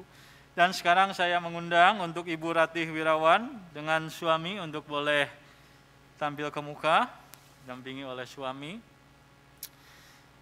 Hari ini kita akan mengadakan peneguhan untuk pelayanan Ibu Ratih Wirawan sebagai diaken Jemaat GKIM Hosana. Jemaat yang dikasihi Tuhan, menurut catatan Kisah Para Rasul pada permulaan gereja, berhubung karena para rasul hendak memusatkan pikiran dalam doa dan pelayanan firman Tuhan, gereja memerlukan para diaken dengan tugas pelayanan sosial di dalam jemaat Tuhan. Kemudian tugas pelayanan diaken itu diperluas sehingga dapat melaksanakan pelayanan gerejawi lainnya. Oleh sebab itu jabatan diaken dianggap perlu sekali di dalam gereja Tuhan. Dan Rasul Paulus berkata, demikianlah juga diaken-diaken haruslah orang yang terhormat, jangan bercabang lidah, jangan penggemar anggur, jangan serakah, melainkan orang yang memelihara rahasia iman dalam hati nurani yang suci. Mereka harus diuji dahulu, baru ditetapkan dalam pelayanan itu setelah ternyata mereka tak bercacat. Demikian juga pula istri-istri atau suami, hendaklah orang terhormat, janganlah pemfitnah, hendaklah dapat menahan diri, dapat dipercayai dalam segala hal. Diaken haruslah suami atau istri, suami dari satu istri atau istri dari satu suami, dan mengurus anak-anaknya dan keluarganya dengan baik. Karena mereka yang melayani dengan baik, beroleh kedudukan yang baik, sehingga dalam iman kepada Kristus Yesus mereka dapat bersaksi dengan leluasa. Maka pada hari ini saya dan Pendeta Chai Siu Fei telah diberikan mandat oleh para penatua jemaat untuk melaksanakan peneguhan kepada Ibu Ratih Wirawan. Namun sebelumnya saya hendak menanyakan beberapa pertanyaan di bawah ini. Harap Ibu menjawabnya dan dengan jawaban ya dengan segenap hati. Pertama, apakah saudari bersedia menunaikan tugas jabatan gerejawi ini dengan rajin, tertib, dan setia, baik dalam tugas yang besar maupun kecil, dengan rendah hati, lemah lembut, dan panjang sabar, menunjukkan kasih dalam hal saling membantu, dan memelihara kesatuan roh dalam ikatan damai sejahtera? Bagaimana jawaban Ibu Ratih?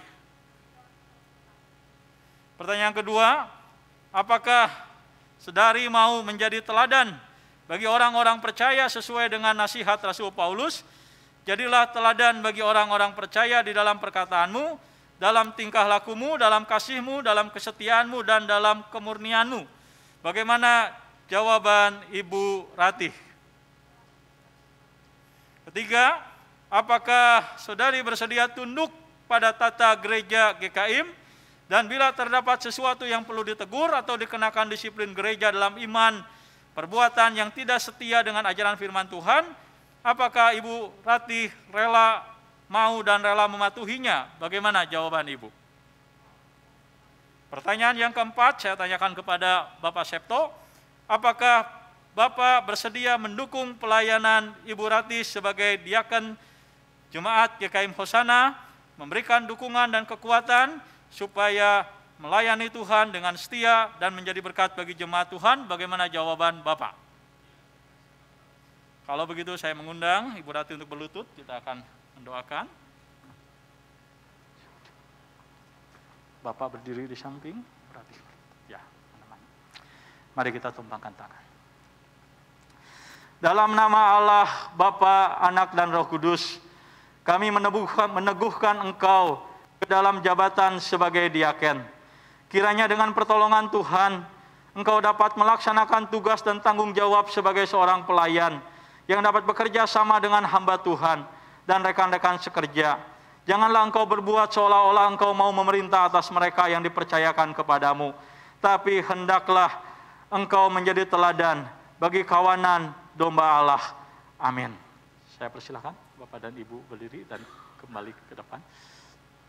Saya mempersilahkan untuk Penatua Herlan untuk memberikan piagam. Ya. Dan setelah itu saya mempersilahkan Pendeta Siu Fei untuk mendoakan sekaligus memperkenalkan kepada jemaat.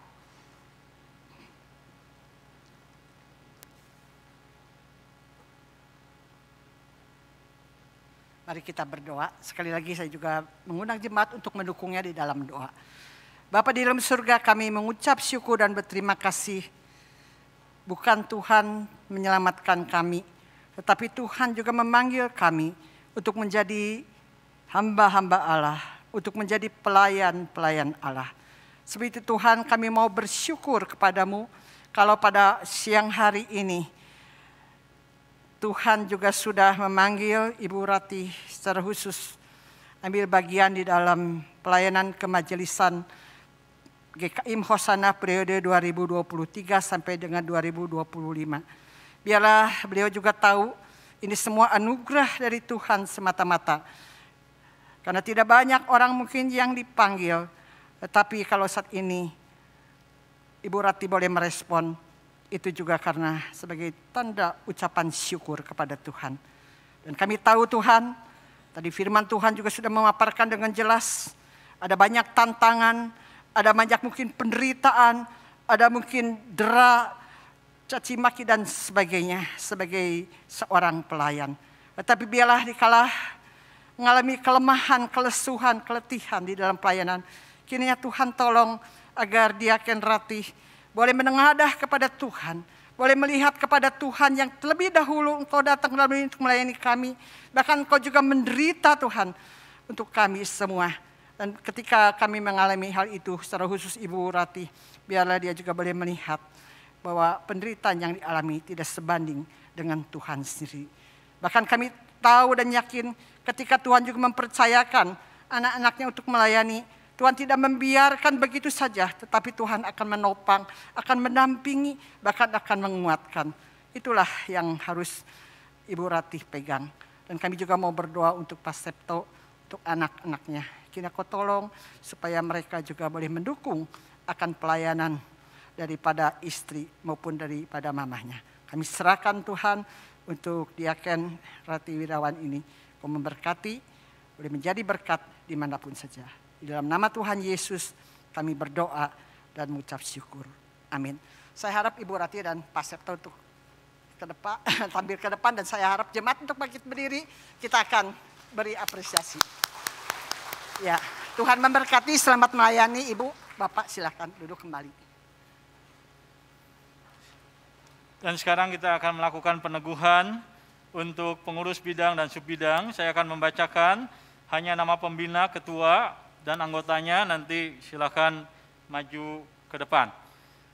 Pertama untuk bidang ibadah, pembina penginjil Ivan Setiawan, ketua penatua Antonius F. Susanto, dan untuk anggotanya saya persilahkan untuk maju ke depan. Untuk sub bidang umum, ketua Diaken Tan Mingkwang, dan untuk anggota-anggotanya saya persilahkan maju ke depan. Untuk sub bidang ibadah khusus, penatua Antonius F. Susanto, untuk anggotanya ada Bapak Ade Fafa, silakan maju ke depan. Untuk sub bidang musik gerejawi, koordinatornya Bapak Andre Lukman dan timnya saya persilakan maju ke depan. Untuk sub bidang ibadah doa, Pendeta Chai Sufei. Untuk bidang persekutuan dan pemerhati jemaat, untuk pembina penginjil Agus Susanto, ketua penatua Husin Kolius.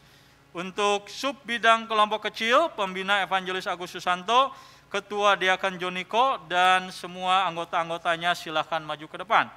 Untuk sub bidang diakonia, pembina pendeta emeritus Chai Sufei, ketua Ibu Eli Sujana, untuk anggota-anggotanya saya persilahkan maju ke depan. Untuk bidang pelayanan keluar, pembina penginjil Karmia Margaret, ketua penatua Lukas Kurnia. Untuk sub bidang STUJK, pembina evangelis Karmia Margaret, majelis penghubung penatua Herlan Hermawan, ketua Diaken Husin Wijaya. Untuk anggota-anggotanya saya persilahkan maju ke depan. Untuk sub bidang misi, pembina penginjil Kesia Lawira, ketua penatua Lukas Kurnia. Untuk anggota-anggotanya saya persilahkan maju ke depan. Untuk sub bidang digital ministry, pembina penginjil Hendri, ketua Diaken Felix Ciprang. Untuk anggota-anggotanya silahkan maju ke depan.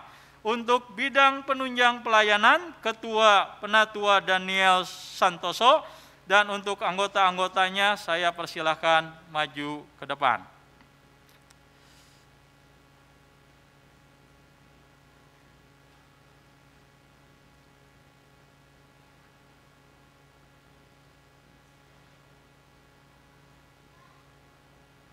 Silahkan diatur dengan baik, ya silahkan.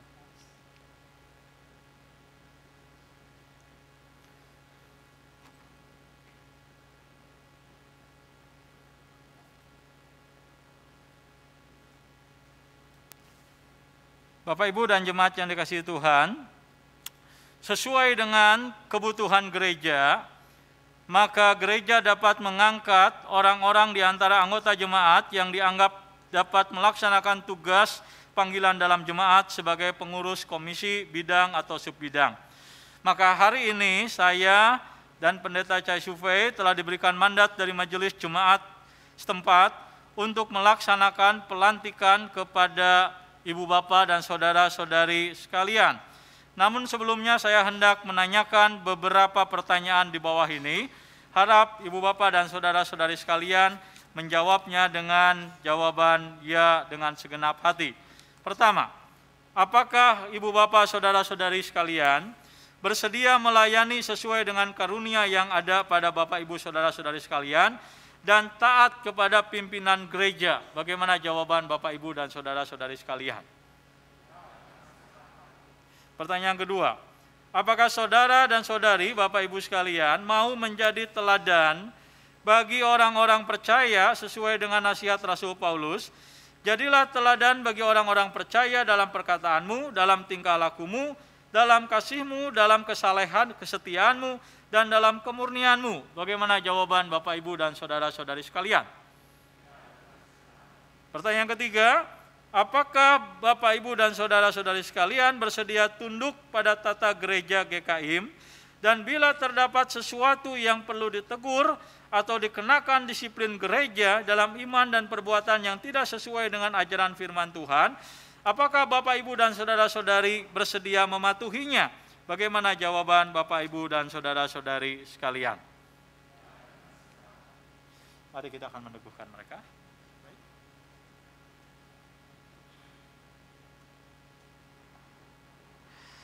Mari kita akan bertepuk tangan. Saudara-saudari, Bapak Ibu sekalian, dalam nama Allah Bapa, Anak dan Roh Kudus, kami meneguhkan Bapak Ibu saudara-saudari sekalian sebagai pengurus bidang dan subbidang pelayanan GKIM Hosana periode 2023 sampai dengan 2025. Kiranya Tuhan senantiasa memberikan kekuatan, hikmat dan kuasa Roh Kudus agar dapat menunaikan tugas dan tanggung jawab dengan setia, dapat bekerja sama dengan rekan-rekan sepelayanan dan majelis dan anggota dan majelis. Dan kiranya Tuhan dimuliakan dalam pelayanan Bapak Ibu dan saudara-saudari sekalian. Amin. Saya persilakan Pendeta Sufei untuk boleh mendoakan sekaligus memperkenalkan kepada jemaat. Mari kita akan berdoa. Bapak, sungguh kami mengucap syukur dan berterima kasih kalau pada siang hari ini kami juga boleh meneguhkan beberapa saudara-saudari dari jemaat Hosana di dalam kepengurusan baik bidang atau subbidang GKIM Hosana periode 2023 sampai dengan 2025. Biar akhirnya Tuhan yang akan menolong mereka, menguatkan mereka. Tuhan juga memberikan hikmat kepada mereka di dalam mereka melayani di tempat ini. Kami tahu tidak mudah, ada banyak mungkin pergumulan-pergumulan yang mereka akan hadapi. Entah itu dari keluarga sendiri, dari diri sendiri, atau mungkin sesama rekan sekerja Allah. Tetapi kiranya Kau akan tolong, berikan kepada mereka kerendahan hati untuk bersandar kepada Tuhan sendiri yang tidak salah di dalam memanggil anak-anaknya untuk melayani Tuhan. Sebab itu Tuhan tolong, berikanlah kekuatan, kemampuan, kerjasama yang baik, saling melengkapi dengan talenta-talenta yang berbeda. Biar semuanya ini untuk kemuliaan, kebesaran nama Tuhan, bahkan untuk memperluaskan kerajaan surga di muka bumi ini. Dan kiranya Tuhan juga tolong supaya mereka dapat bekerja sama dengan para hamba Tuhan, para majelis yang lainnya, dan juga sesama pengurus. Biarlah apa yang mereka lakukan bukan untuk diri sendiri, tetapi untuk Engkau yang terlebih dahulu telah melayani kami. Kami juga mau menyerahkan untuk keluarga mereka. Tak orang tua mereka, istri atau suami, anak-anak, boleh mendukung paling tidak dengan doa di dalam pelayanan mereka. Supaya mereka tetap boleh bertahan melayani sampai waktu di dalam keperiodaan ini. Kami serahkan kehidupan mereka, kami serahkan juga keluarga mereka. Dengar doa kami yang kami pohonkan di dalam satu nama yaitu Tuhan Yesus Kristus, kami berdoa. Amin. Saya persilakan untuk pengurus untuk ke depan ya, melihat ke depan ke jemaat. Silakan jemaat untuk bangkit berdiri, kita akan beri tepuk tangan ya. Ya, selamat, Tuhan memberkati kita semua. Silakan kembali ke tempat duduk masing-masing. Saya mempersilahkan untuk liturgos dapat melanjutkan ibadah. Tuhan memberkati.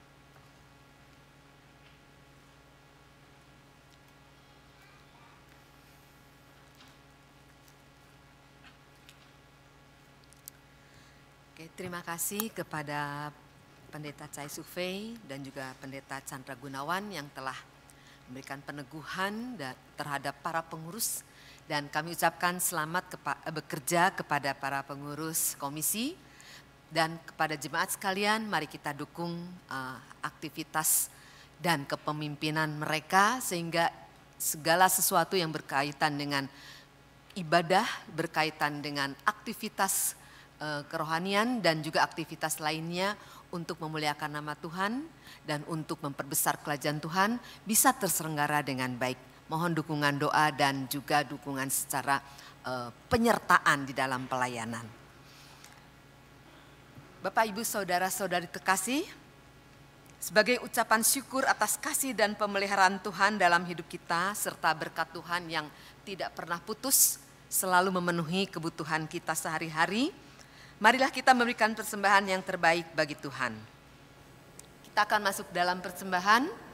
Kolektor dimohon untuk mempersiapkan diri atau bisa juga memberikan persembahan dengan melalui transfer dan QR code yang ada di depan Bapak Ibu yang tertempel di kursi atau juga yang ada di amplop, bisa digunakan untuk transfer persembahan atau memasukkannya ke dalam amplop yang berwarna kuning yang ada di bangku Bapak Ibu sekalian. Terima kasih.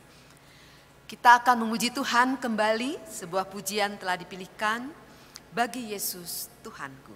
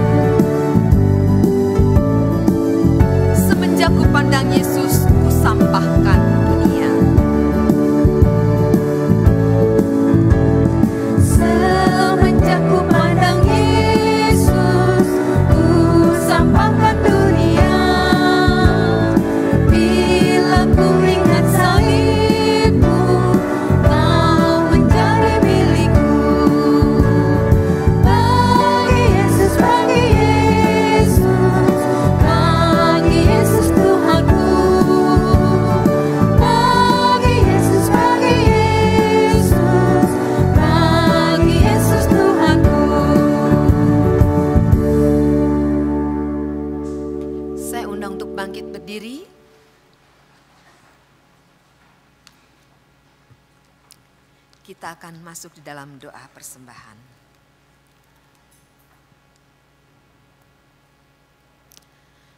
Tuhan Bapa kami yang bertahta dalam kerajaan surga, kami mengucapkan syukur dan terima kasih. Tuhan begitu memperhatikan kami, Tuhan begitu memperhatikan setiap langkah kehidupan kami dan setiap kebutuhan kami. Dan Tuhan telah penuhi. Pada kesempatan ini kami akan belajar untuk mempersembahkan apa yang telah kami dapatkan ini. Dan kami kembalikan Tuhan persembahan yang telah kami terima sebagian untuk memperbesar kerajaan surga di tempat ini maupun di tempat-tempat yang lain. Kiranya Tuhan akan berkenan atas persembahan kami ini. Dan kami pun ingin berdoa ya Tuhan untuk orang-orang yang telah Tuhan pilih untuk mengelolanya. Biarlah Tuhan berikan hikmat dan bijaksana sehingga bisa mengelola dengan baik.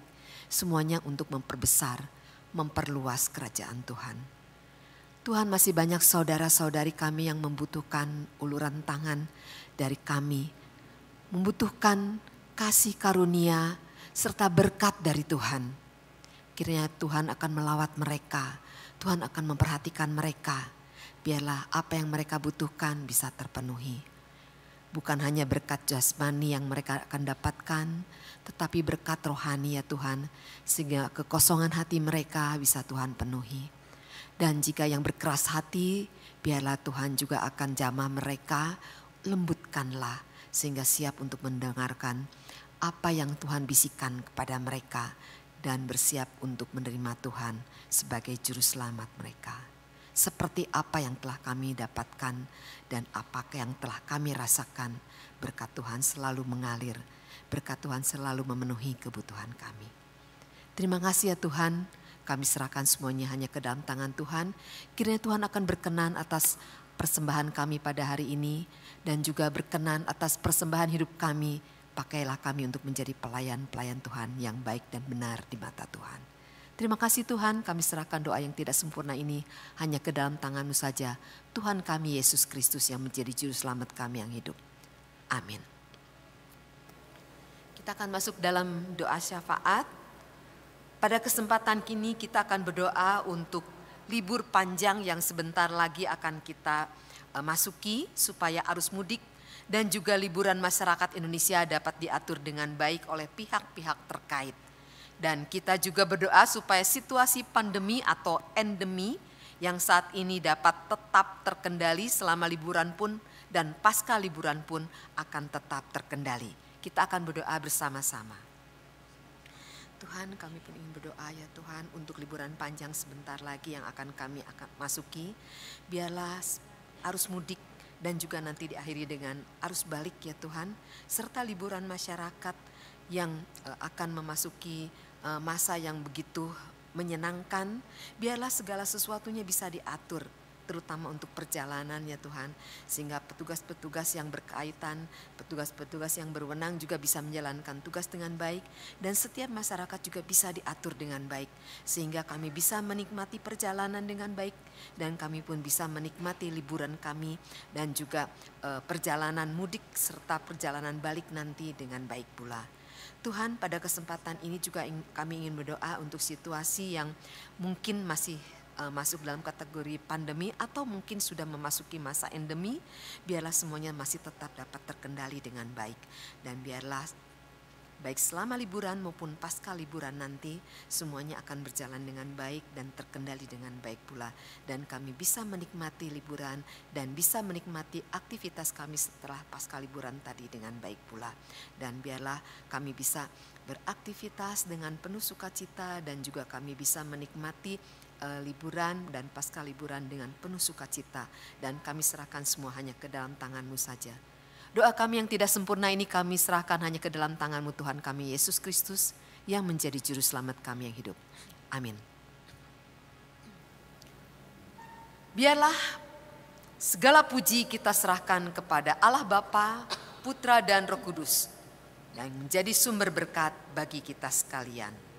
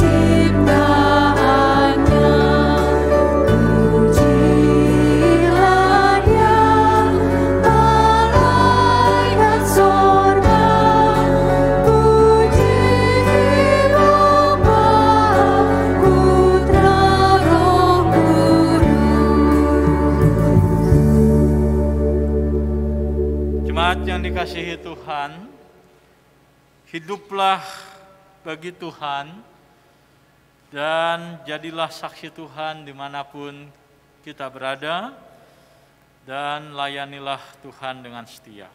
Terimalah berkat Tuhan. Damai sejahtera dari Allah Bapa kita, dan kasih dan penyertaan yang sempurna dari Tuhan kita Yesus Kristus, serta pimpinan penyertaan Roh Kudus beserta dengan jemaat sekalian sampai selama-lamanya. Amin.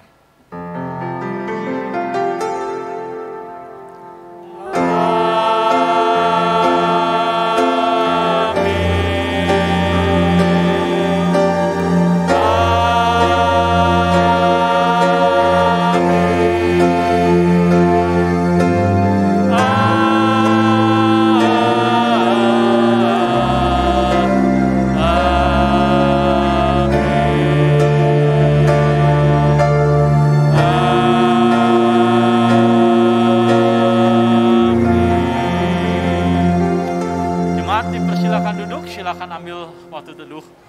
Saya akan menyampaikan satu warta.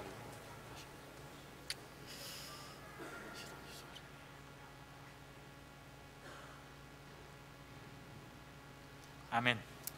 Jemaat yang dikasihi Tuhan, ada satu warta yang saya perlu sampaikan berkenaan dengan situasi kondisi terakhir-terakhir ini mengenai penyebaran virus COVID-19 yang tampak mulai meningkat. Maka gereja menghimbau, mengingatkan supaya kita boleh kembali menjaga protokol kesehatan baik di dalam gereja ataupun di rumah ataupun di tempat kerja ataupun di dalam aktivitas kita masing-masing. Nah, gereja perlu mengingatkan bahwa kita perlu memperhatikan bukan saja diri kita yang mungkin kita rasa masih sehat, kalau kena virus juga tidak apa-apa, tapi kita perlu juga memperhatikan orang-orang di sekitar kita yang barangkali berusia lanjut atau memiliki komorbid yang kalau seandainya terkena virus bisa berdampak serius bagi kesehatan mereka. Itulah sebabnya sebagai orang-orang Kristen tentu kita tidak boleh hanya mementingkan diri kita sendiri, tapi kita harus juga memikirkan orang-orang yang ada di sekitar kita. Maka gereja sekali lagi menghimbau ketika kita berada dalam gedung gereja ataupun dalam aktivitas sehari-hari untuk tetap menjaga kesehatan dan menjaga protokol kesehatan. Itu saja yang ingin saya sampaikan. Untuk warta yang lain akan disampaikan oleh Ibu Melia. Tuhan berkati. Terima kasih. Bapak, Ibu, Saudara-saudari, terima kasih sudah bersama-sama dengan kami beribadah pada pagi menjelang siang hari ini. Dan kami pun mengucapkan terima kasih serta menyambut barangkali ada Bapak, Ibu, Saudara-saudari yang baru pertama kali hadir bersama-sama dengan kami beribadah. Jika berkenan dimohon untuk bangkit berdiri.